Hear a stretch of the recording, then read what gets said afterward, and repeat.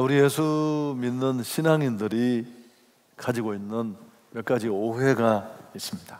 그 첫 번째는 구원을 너무 이렇게 좁게 이해하는 것입니다. 예수 믿고 또 구원 받았고 그러면 천국을 소유하게 된다는 이런 단순한 좁은 생각, 물론 옳고 맞습니다만은, 그러나 성경은 자세히 들여다보면 구원을 그것보다 훨씬 더 넓게 그렇게 설명합니다.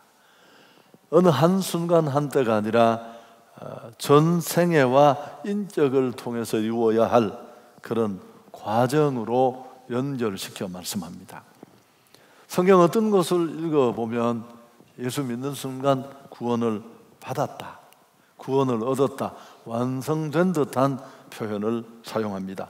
그러나 또 다른 곳에서는 그렇지 않습니다. 베드로 전후서, 오늘 우리가 읽은 이 성경이 특히 그렇습니다마는 이미 구원받았지만 또 구원을 완성하고 이루어 가야 할 그런 구원의 여정이 있음을 우리에게 제시합니다.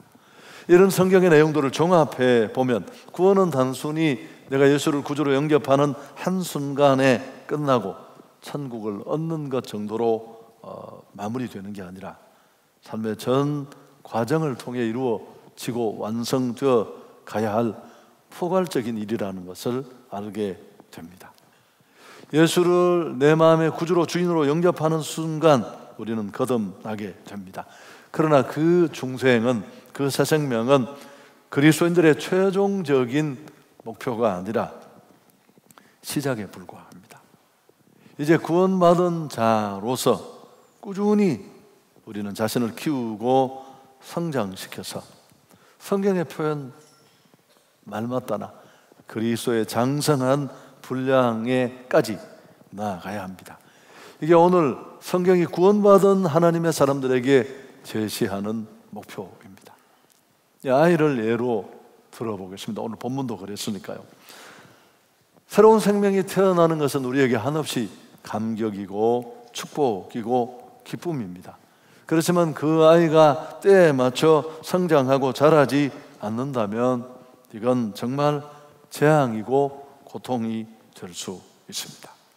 자라야 하는데 제때 자라지 못한다면 이건 미숙의 문제가 아니라 장애일 수 있습니다. 그래서 우리 모든 그리스도인은 구원에 감사하고 구원에 안주하고 구원을 안식하는 것도, 확신하는 것도 필요하지만 구원받은 자답게, 거룩한 무리답게 자신을 발전시키고 또 자신의 성장을 도모하는 일도 꼭 필요합니다.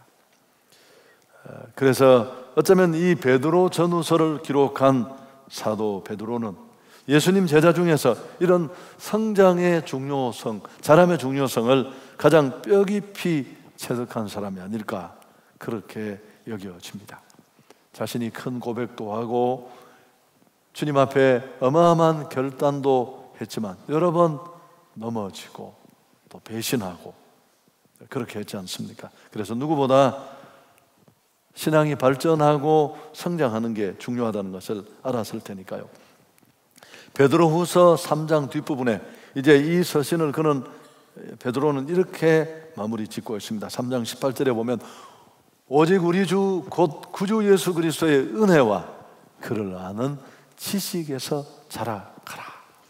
은혜로 구원받은 데만 멈추지 말고 점점점 성장하고 자라갈 것을 우리에게 요청하고 있습니다. 그래서 오늘 이 시간에는 나는 정말 구원받은 이후에 내 신앙이 줄곧 꾸준히 성장하고 있는가 좀 점검했으면 좋겠습니다. 오늘 본문은 두 동사로 우리가 계속해서 성장을 꾀할 수 있는 길을 제시합니다. 첫 번째, 좀 소극적인 내용입니다만은 버리는 것부터 시작합니다. 모든 악독을 버리라고 말하는데 1절에 그런 내용이 담겨 있습니다.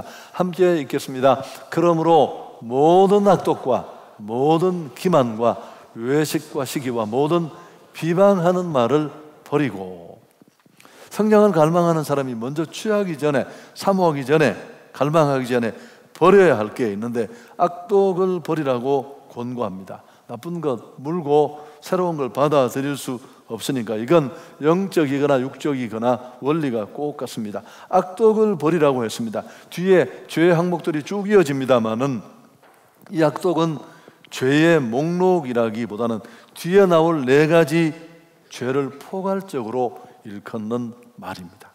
그래서 일반적인 죄에 대한 지칭으로 보면 되겠습니다. 그 실제적인 죄의 항목들은 4가지가 뒤에 나옵니다. 첫째, 기만입니다. 간단하게 말하면 말이나 행동으로 다른 사람을 속이는 겁니다. 자기 목적을 달성하기 위해서. 여러분, 이런 속임수는 이 땅에 아주 판을 칩니다. 시간이 가고 세월이 가도 사람을 속이는 일은 여전히 모습을 조금씩 바꾸지만 끝이 나지 않고 있습니다. 그 수없이 많은 다단계 판매들, 그 계산해보면 말도 안 되는 얘기인데 어마어마한 사람들이 속고 또 속고 지금도 속고. 물론 쉽게 무언가를 얻으려는 우리 욕망이 눈을 가려서 그렇기도 합니다만은, 여러분, 그뿐만이 아니고 또 비트코인이라는 게 얼마 전에 있었어요. 많은 사람들이, 제가 이렇게 개인적으로 조사를 해보니까 동네 사기꾼들은 여기 다 모여 있었어요. 왜냐하면 이게 사기치기가 너무 좋아요.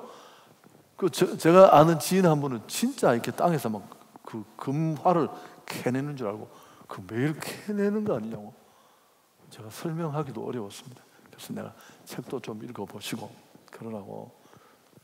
여러분, 좋은 면이고 미래에 우리가 이런 블록체인 기술이나 이런 건 꼭 이해가 필요하고 그렇게 갈 수밖에 없는데, 그 와중에 또 줄을 대고 이렇게 사기를 치고 하는 분들 계시지 않습니까?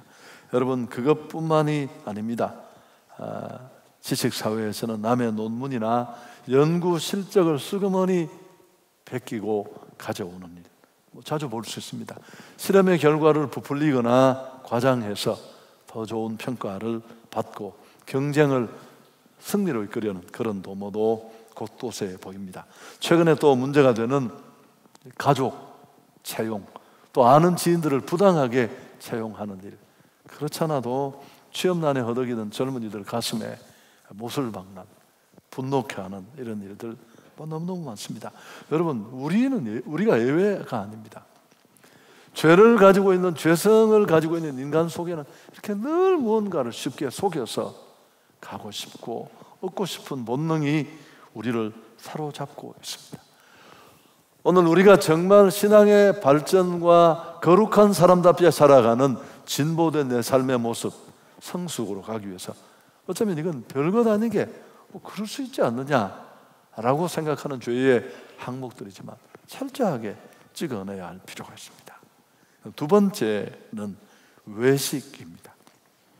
말과 행실, 언행의 불일치를 일컫습니다. 사람들 앞에 있을 때와 혼자 있을 때의 모습이 다른 것입니다.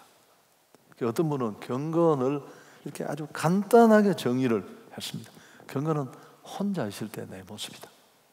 그게 진짜 경건일 수 있습니다. 사람들 앞에서 하는 행동과 또 실제의 나는 다를 수 있습니다. 우리 모두에게는 이런 이중적인 경향이 있지만 태연하게 양심에 아무 가책이나 자극도 없이 두 곳을 왔다 갔다 한다면 문제가 있는 사람임에 틀림이 없습니다.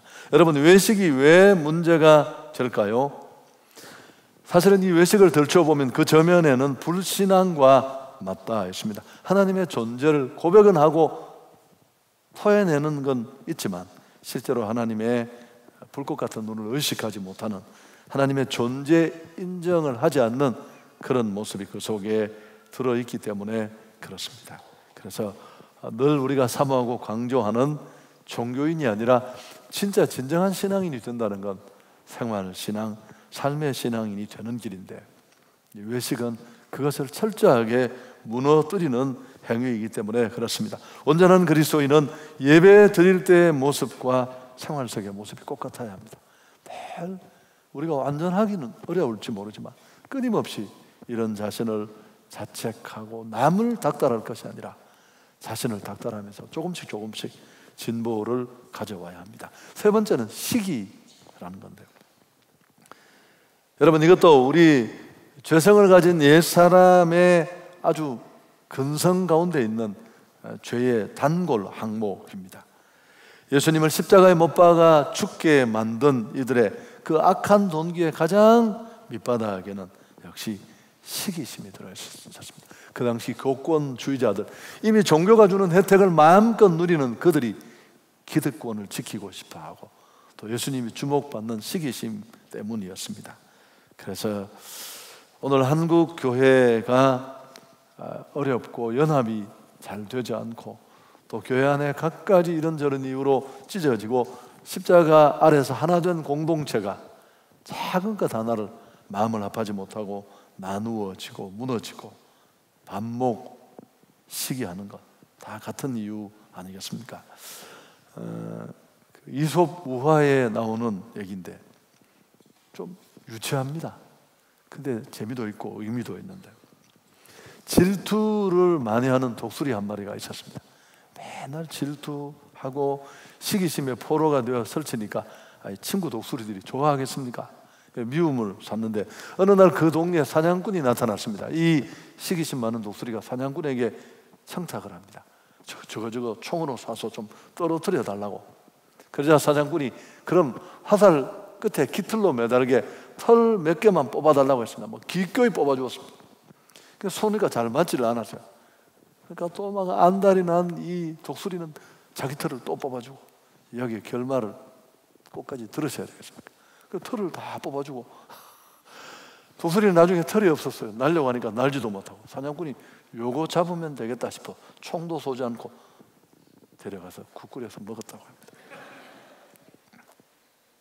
뒤에 제가 조금 말을 다르게 했습니다만 어쨌든 여러분 잡혀갔습니다. 이 시기는 결국 자기를 망하게 합니다.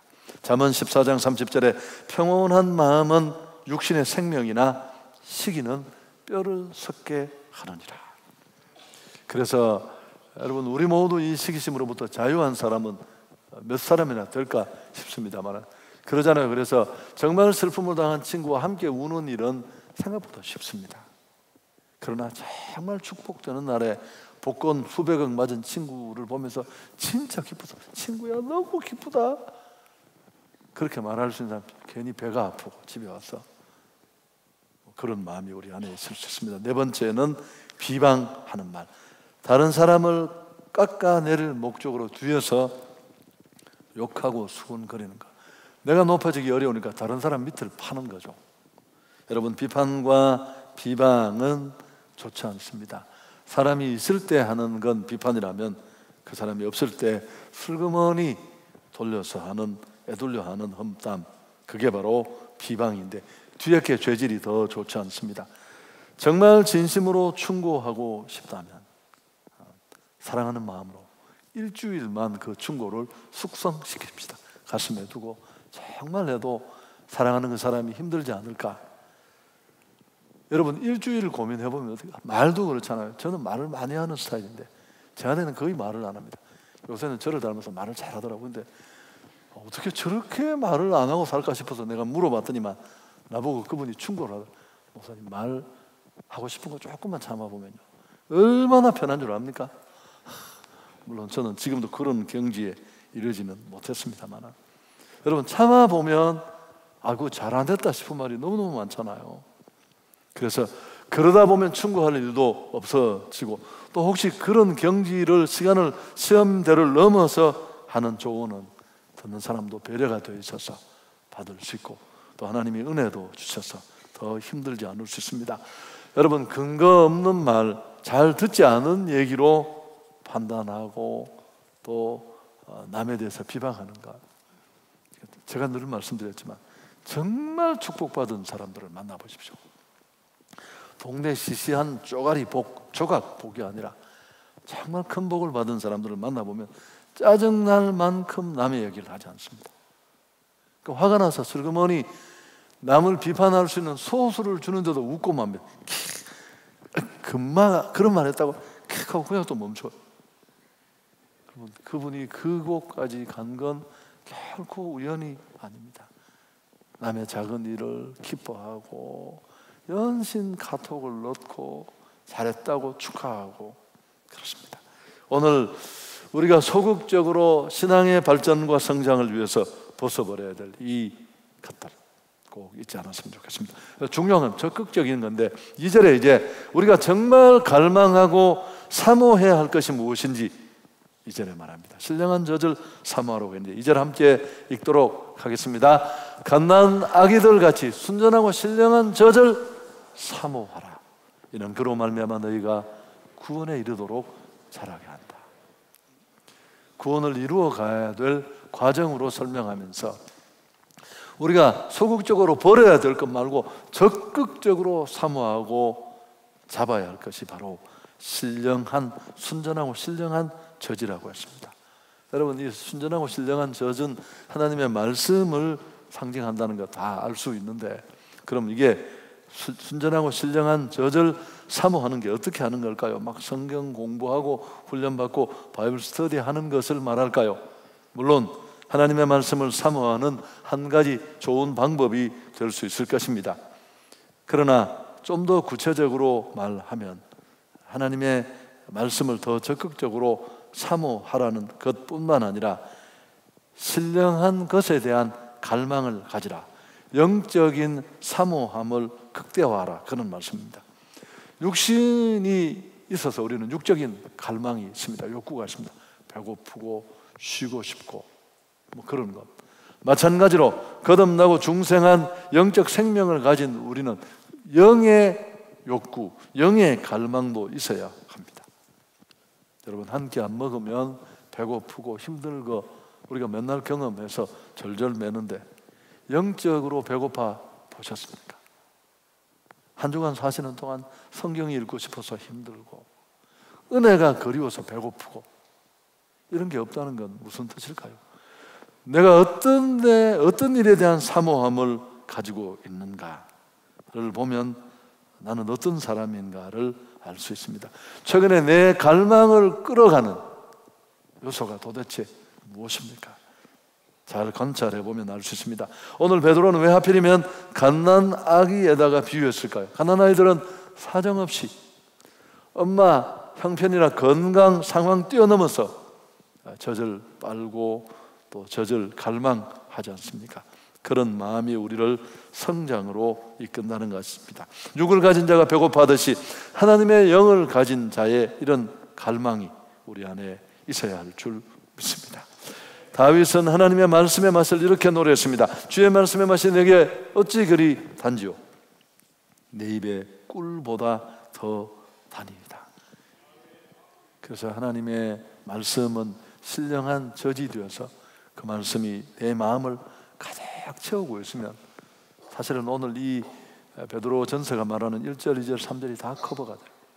왜 우리가 엉뚱한 것을 집어넣고 시기, 비방 뭐 이런 것들로 우리 속을 채우고 여기 자꾸 끌려다니느냐 하면 이게 비어 있어서 이곳에 하나님 말씀의 신령한 젖의 은혜가 가득 채워져 있으면 우리는 이런데 우리 마음을 빼앗기지 않을 수 있습니다. 시편 119편 12절인 1절의 말씀인데, 내가 주께 범죄하지 아니하려 하여 주의 말씀을 내 마음에 두었나이다. 제가 청년 시절부터 너무너무 좋아하던 구절입니다. 여러분, 하나님 말씀을 내 마음에 가득 채울 수 있는 방법이 뭘 있을까? 1번, 집에 남는 성경책을 찢어서 먹는다. 죄송합니다. 그냥 해본 얘기고. 여러분, 뭐 설교도 듣고 바이블 스터디도 하고 암송도 하고 그렇지만 제일 좋은 방법은 가장 일상적으로 하는 건 성경을 읽는 겁니다. 쭉 꾸준히 읽으면 아침에 들었던 노래 한 구절이 온종일 무의식 속에, 잠재의식 속에 있다가 나도 모르게 대중가요 따라할 때가 있지 않습니까? 그게 잠재의식에 들어간 내용, 정보가 일으키는 결과를 우리가 보는 겁니다. 하나님 말씀이 우리를 그렇게 지배해야 되는데 우리가 이런 갈망이 없잖아요. 제가 늘 그 이야기했습니다. 그 어물전에서 주는 갈치, 꽁치 머리만 먹여서 자란 오리고기를 누가 나한테 대접을 해주셨습니다. 그럼 제가 원래 예민하잖아요. 나는 그걸 먹을 수, 그건 오리가 아니고 칼치였습니다. 완전히 비린내같이 난 한 스푼도 먹을 수 없었어요. 그러니까 뭘 먹었느냐는 건 그 이름과는 다르게 그가 어떤 사람인가를 만든다는 사실. 우리가 얼마나 최근에 성경책을 잘 가지고 다니지 않으면서 다 우리는 말씀과 실제 거리가 멀어진 것 같아요. 말씀을 듣는 일도 멀어지고 TV는 맨날 우리가 깔고 달고 살잖아요. 여러분, 그 영향을 벗어날 수밖에 없는데 어떻게 진보가 되겠습니까? 때는 묻지만 좀 성경과 가까워질 수 있으면 좋겠습니다. 이명식이라는 분이 있는데 14년을 절에서 살았습니다. 법사라는 이름으로 총무일도 하고 또 젊은 사람들 오면 불교 교리도 가르치고 그런 분인데, 마당에 나가서 이렇게 거닐다가 여대생 두 사람이 탑을 돌면서 하는 이야기를 우연히 엿들었습니다. 친구 따라 교회 갔더니만 목사가 막 불교를 폄하하더라는 겁니다. 그건 종교라고 말하기는 문제가 있다. 그저 자기 도를 닦고 자기 수행을 하는 철학 사상이지 구원도 없고 내세관도 없다. 사실이거든요. 불교를 깊이 연구해 보면 절대자가 불교에는 없어요. 그러면서 이제 종교도 아니라고 얘기를 했습니다. 그 얘기를 듣고 이분이 너무 분노가 치밀었습니다. 아니, 내가 평생 최고의 종교라고 믿고 내 인생을 던진 신앙을 저렇게 욕하고 공격하는 기독교를 그냥 둘 수 없다고, 성경을 깊이 연구해서 불교를 지키고 기독교를 공격하려고 마음을 먹고 큰 스님의 허락을 받았습니다. 그래서 하루에 서너 시간씩만 잠을 자고 성경을 읽고 연구하고 또 읽었습니다. 그래서 성경을 70번을 읽었대요. 여러분, 70번 읽고 나서 자기도 모르게 예수님을 구주로 영접하고 절에서 나와서 신학을 하고 이분이 목회자가 됐어요. 아멘은 언제 하시려는지 참 제가 걱정이 됩니다. 성찬식 할 때 다 하셨구나. 여러분, 그래서 이렇게 한번 성경을 진짜 읽어본 적이 있습니다. 뭐 만화책에 빠지고 잡지에 빠지고 잉크 냄새나는 신문 붙잡고 늘어지지만 성경 말씀을 이렇게라도 사모한 적이 한 번도 없는데, 여러분, 이 말씀의 양식과 저제에 대한 갈망이 없는데 우리가 어떻게 성장이 있겠습니까? 그래서 사실 말씀의 축복과 말씀의 맛을 우리가 고백하지 못하는, 시인처럼 주의 말씀의 맛이 내 입에 송이 꿀 같습니다, 이런 고백을 못하는 이유가 뭘까요? 안 먹어와서 그래요. 여러분, 누군가 맛있다는 것, 왜 지금 나한테 맛이 없을까? 당신이 맛 있을 때까지, 그 깊은 맛의 의미를 알 때까지 계속해서 오래 안 먹어본 거예요. 제가 홍어 얘기를 했는데 저는 홍어를 못 먹었어요. 처음에 먹어보고 누가 이걸 음식에다가 이런 짓을 했는가 싶어서, 완전히 화장실 냄새가 나잖아요. 그 원래 오리지널 전라도 가서 들었는데, 근데 뭐 이렇게 이제 도시에서는 그걸 살짝 비율을 조정해서 먹을 만하게 만들어주는 걸 또 먹고 또 먹고 그러다 보니까 이제 맛을 조금 알게 됐어. 제가 어느 날 몸살이 들어서 누웠는데 홍어가 먹고 싶은 거죠.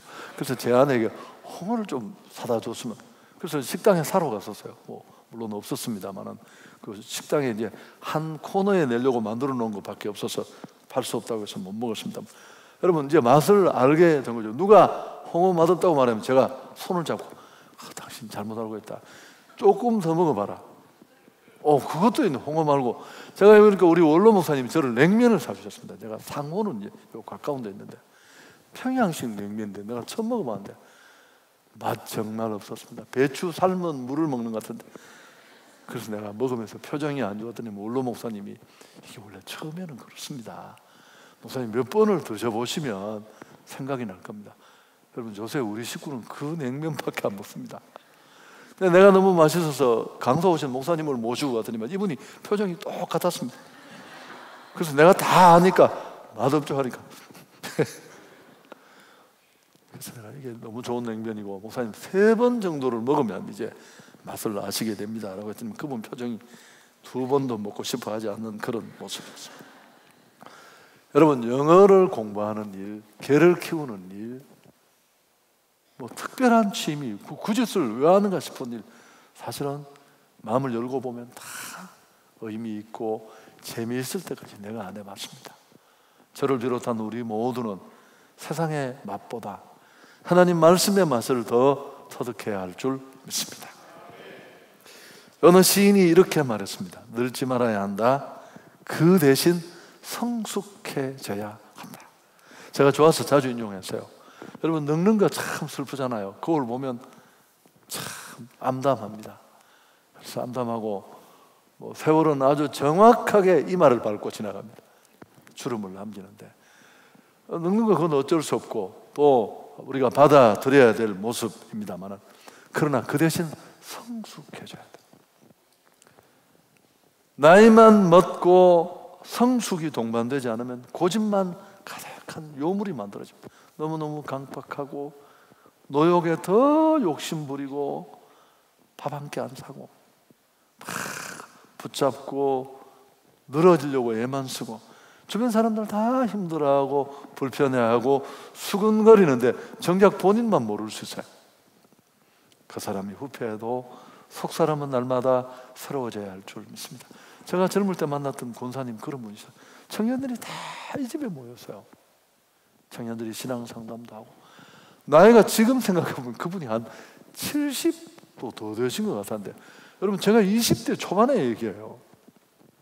함께 얘기할 수 있는 공감대는 제로예요. 1도 없는데 그분의 그 성숙함, 깊은 은혜는 젊은 사람들을 다 포용할 수 있었어요.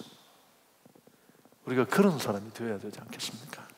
그래서 어떻게 하면 그리스도인답게 구원의 전 과정 동안 우리는 우리의 속사람을 발전시키면서 성장하기를 기대하시는 주님의 기대에 걸맞는 그런 변화와 성숙을 만들어갈 수 있을까? 첫 번째, 내 안에 성장을 방해하는 것들 찍어내야 되는데, 기만, 외식, 시기, 비방, 남의 말 하고 싶을 때 입을 찻글을 채워서라도 우리가 자제하고. 두 번째, 그리고 쑥쑥 성장하기 위해서 그냥 여러분 밥 열심히 먹는 사람이 제일 건강합니다. 건강검진 하러 다니는 건 이미 고장이 시작됐다는 뜻입니다. 점검이 필요하다는 신호가 왔거든요. 제가 우리 건강한 목사님 이야기했잖아요. 자기는 밥을 오래 못 씹는다고. 궁금해서 물어드리면 밑에서 땡겨 사서 내려오라고. 씹지를 못한대요. 여러분 설교 시간에도 내가 이렇게 싹 보는 분들이 있어요. 기분 좋은 분들만 봅니다. 너무너무 설교를, 사실은 입맛이 좋은 사람한테 밥맛은 별로 크게 문제가 되지 않습니다. 다 잘 먹고 그냥 열심히 먹고 또 먹고 그래도 먹고 그러기 때문에 아무 문제가 되지 않고, 누가 설교를 해도 은혜 받고 도전 받고, 그래서 승리할 수 있기를 축복합니다. 하나님 영광 돌리겠습니다.